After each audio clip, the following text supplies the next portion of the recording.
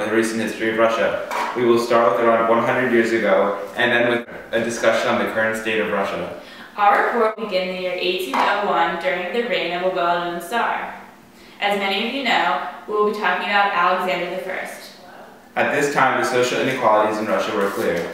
There was a huge gap between the serfs, who were the working peasants indebted to their owners, and the nobles, who were the small amount of Russians who were well off and had the most influence over the government. The government was always concerned with pleasing the nobility, for they were the ones who mattered in society. Without the support of nobles, the government would crumble. Throughout the preceding years, many became dissatisfied with the state of the government. The ruling Tsars have always renounced the punishment of their adversaries. For pre-19th century Tsars, punishment for attempting to trigger reform have ranged from being locked into a mental institution or exiled to Siberia. They've always found ways to steer the population into abiding by the laws. By 1815, Russia was not only the largest but also the most populated nation in the world. Explorers have pushed the borders as far as they could, expanding the country all the way from Baltic to Black Seas and into parts of Asia as well as Europe. Because of this, Russia soon seemed more like a continent than a country. Other European countries soon viewed Russia as a threat. They were confused by the size and intimidated by its power and resources. Due to the increased size, the Russian government was seen as greedy and mainly preoccupied with expansionism. The large size of the country came with many problems. The economy was hard to control and remained mainly undeveloped at this time. Many blamed the Tsar. Alexander I was originally considered to be reformist, through his ideas of being open to liberalism, easing censorship, promoting education, and considering the end of serfdom. He was viewed as someone who could really be a positive effect on Russia. However, things soon turned around, and he reversed his ideas to avoid losing noble support. In 1825, a new Tsar took the throne, Nicholas I. Early during his reign, the Decembrist revolt began. When this attempt at reform gained support and started becoming a threat, Nicholas took action. He used harsh tactics to crack down on the people looking to end the current state of government.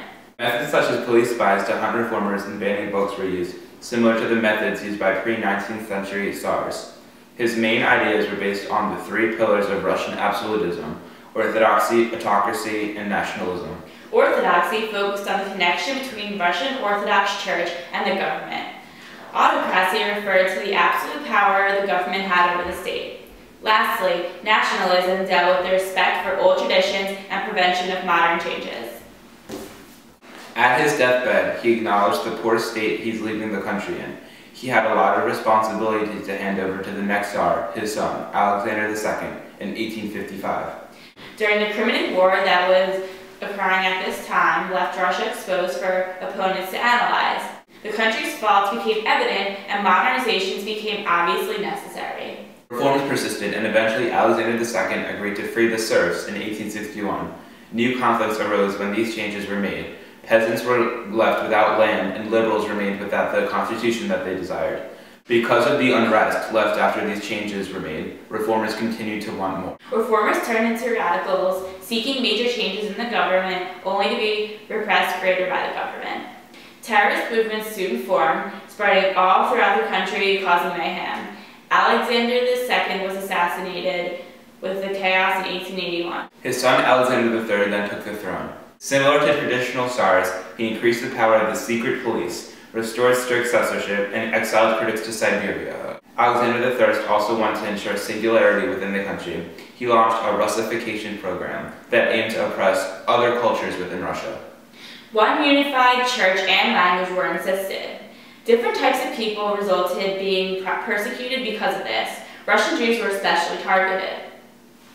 The Tsar revived old racist laws that prohibited where Jews could live and be educated. Gangs attacked them in what was known as pogroms, where police did nothing to intervene. Many of the Russian Jews left for other countries, including large amounts went to the U.S. Later in the 1890s, Russia entered the Industrial Age. Due to loans taken from France, the Trans-Siberian Railroad could be built. Government officials and business leaders were happy with the economic development, but the peasants and nobles weren't done with the changes occurring. Now we can take a short commercial break, but we'll be back shortly with information on the revolution that is occurring today.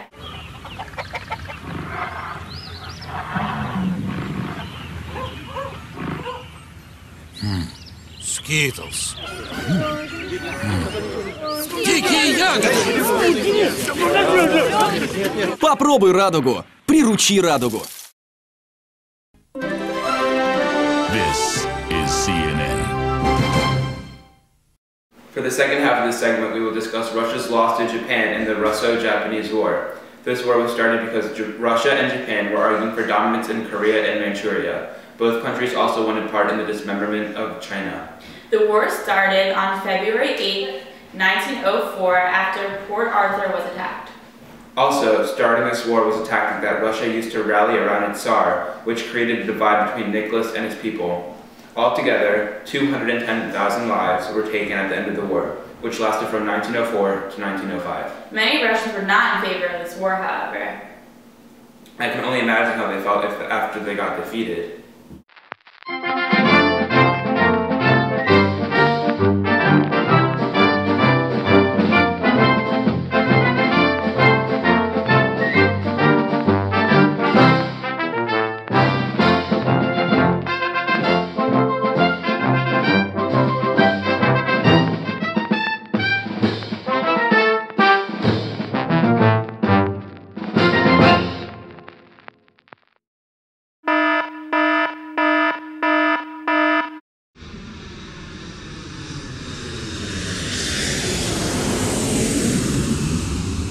Sorry to stop this discussion short, but it has been reported that over 150,000 people have been reported marching into the Winter Palace in St. Petersburg demanding more rights. It's also been reported that the priest Gregory Apollonovich Gapan has led the workers into the palace.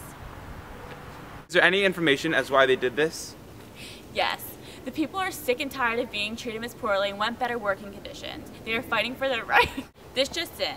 Imperial Army people supposedly killed over 1,000 people in this massacre. I just talked to some of the other reporters from areas around St. Petersburg, and riots and protests have broken out everywhere. This seems to be an issue that Nicholas II cannot ignore no longer.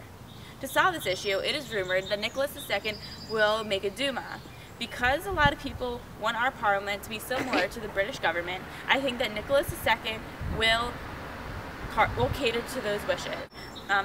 I predict that the first Duma will create a split in liberals. A group called the Octoberists will be formed.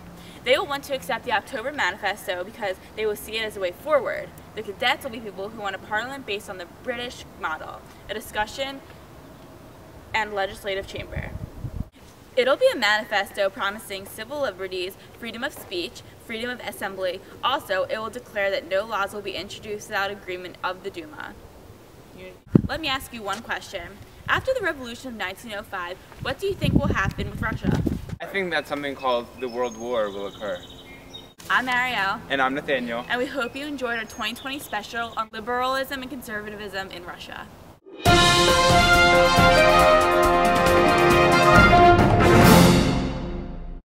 I think was that a senior? Nicholas II won't be exactly happy about that, but what exactly is the manifesto will win over moderates, leaving the socialists isolated?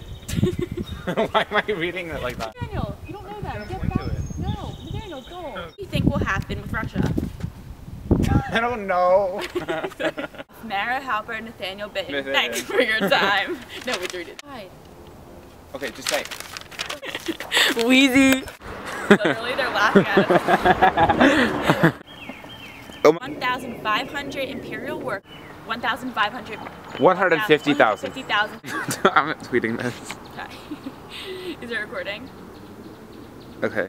Oh my god. Okay. Ow! I don't even know how to pronounce that. It's a giggery. In society, without the support of no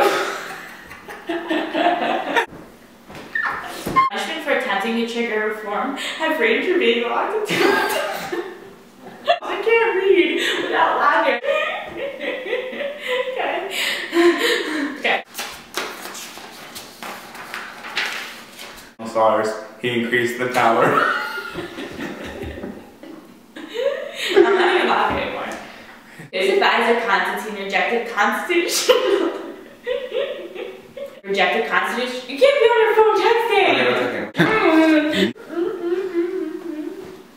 started because Russia and Japan were arguing for dominance in Korea and Manchuria. Both countries... Let's go, bro! Do the Harlem Shake.